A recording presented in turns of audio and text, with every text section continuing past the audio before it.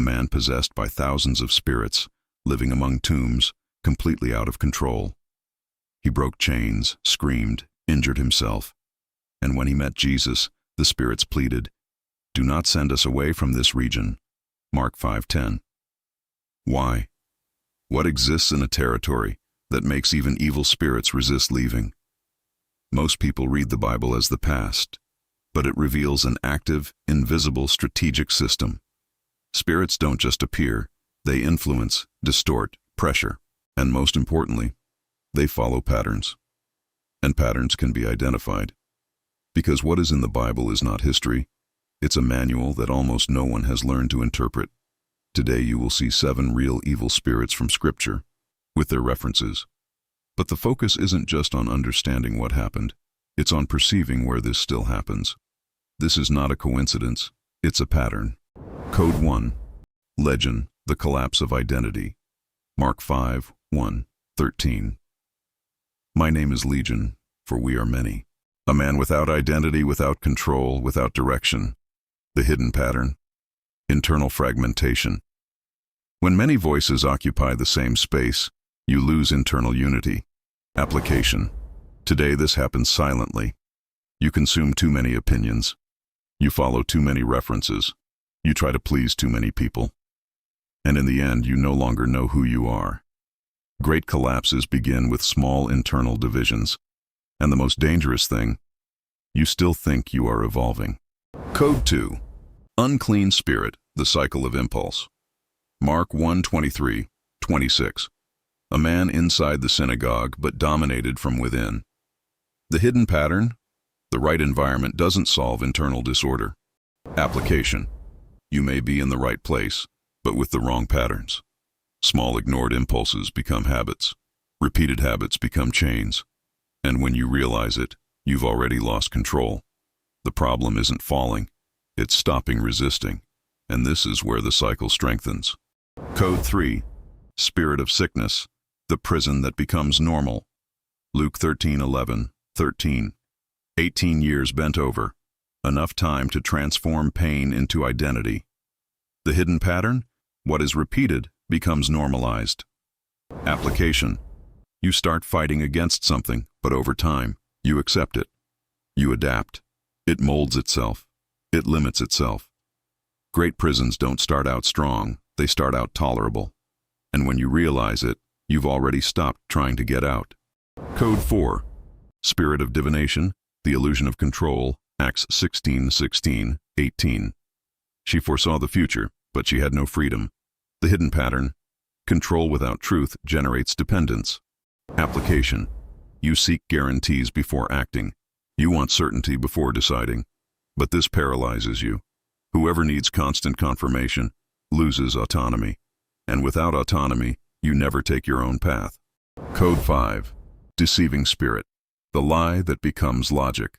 1 Kings 22:21-23. A spirit influences and everyone believes. The hidden pattern? The most dangerous lie is the one that makes sense. Application. You start justifying wrong choices. You create comfortable narratives. You avoid confronting the truth.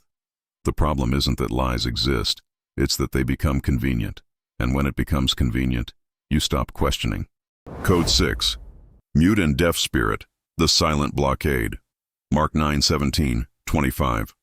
Without listening, without speaking, without reacting. The hidden pattern? Progressive disconnection. Application. You avoid difficult conversations. You avoid listening to criticism. You avoid taking a stand.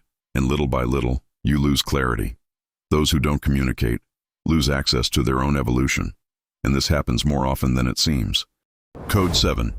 Spirit of oppression. The weight that doesn't go away, Acts 10:38. Oppressed by the devil, without peace, without lightness, without real rest. The hidden pattern? Unresolved emotional accumulation. Application. You carry worries, tensions, pressures, but you don't resolve them, you only accumulate them, and this becomes a constant weight. The problem isn't feeling the weight, it's living without unloading it. And over time, this completely drains your energy. Legion divides. Impulses dominate. Limitations imprison. False directions divert, lies convince, blockages isolate, oppression weakens. But the detail that almost no one notices is this: none of these patterns start big. They start silently, almost imperceptible, seeming harmless. A doubt, an impulse, a justification, a distraction. Great falls begin silently, and when you realize it, you are no longer in control, you are merely reacting. That's the mechanism. First the pattern sets in, then it repeats itself, and then it becomes automatic. And when it becomes automatic, you call it normal. The problem isn't what holds you back, it's when you stop realizing you're trapped. This isn't random. It's an invisible system, precise, progressive, that operates before any visible result.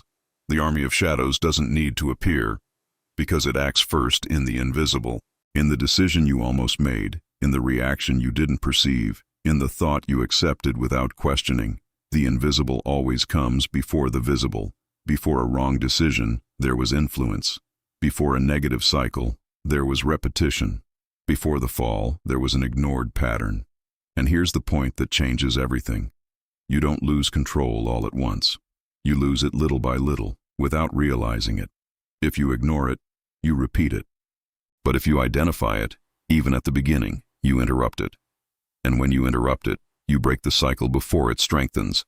The pattern always warns before demanding payment, and whoever learns to recognize these signs stops living on autopilot and starts living consciously. Because true power isn't in fearing these patterns, it's in seeing their beginning when they still seem too small to worry about. That's when the game changes. The code has always been there.